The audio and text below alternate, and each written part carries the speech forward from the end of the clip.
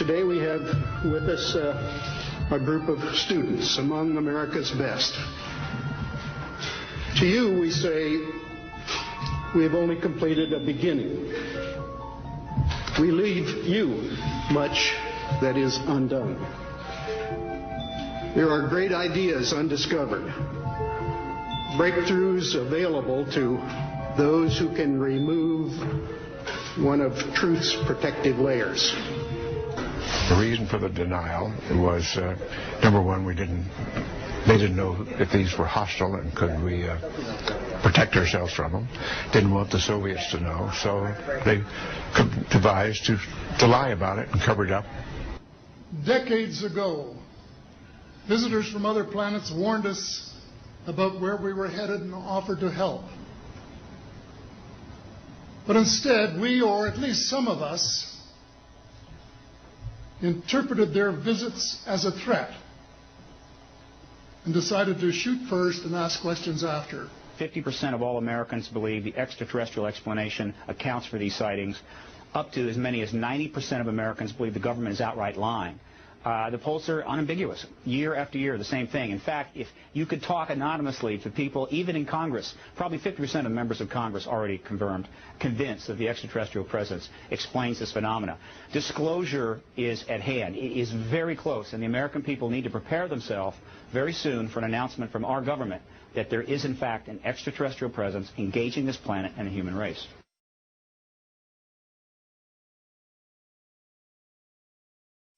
To simply sit down, write 2 or 3 paragraphs to the President-elect, put it in an envelope, set it aside, and then address it to the President-elect on November 5th and send it. That's nothing. We're talking 15 minutes. You don't have to commit something. You don't have to write some novel. You don't have to write some tome. Simply 2 or 3 paragraphs. I want disclosure. I want you to be briefed. I want congressional hearings, and we want that technology you've been working on from those crashed vehicles. That's what you got to say. You don't have to give them a 5-page rendition of the sun event you had in 1974. You don't have to tell them about your contact experience. You want to tell them your contactee? Feel free. You just want to make the key point. That's all we need. It's not how many long letters we get. It's how many letters we get. I would like to see 1 million half-page letters, 10 times more powerful than 100,000 10-page letters. Okay? Yep. So short and to the point. We're talking 15 minutes and 42-cent stamps change the history of the world.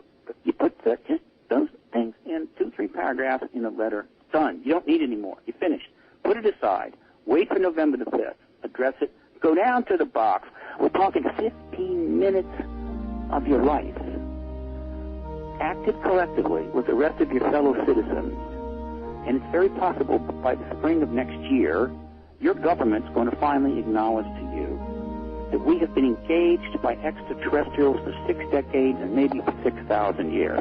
And then after that, we're going to build a new world, and it's going to be the most exciting thing we'll ever see if we live 1,000 lifetimes. That's what's ahead of it. We don't have to listen. We'll be able to deal with the post-disclosure world and all that means and not have to spend the rest of our life, listening to how fast the polar ice caps are melting, how much money we're losing in our 401ks, more hypocrisy and lies from government, listening to who invaded who the next day. Who wants to spend the rest of their life having to listen to that stuff? It's time to turn a page. It's time to move into, these candidates, Joe, they've been talking about change for like, what, 2 years? Yep, change. For those of you in Brooklyn, I think you probably know what I mean when I say, hey, guys, I got your change right here.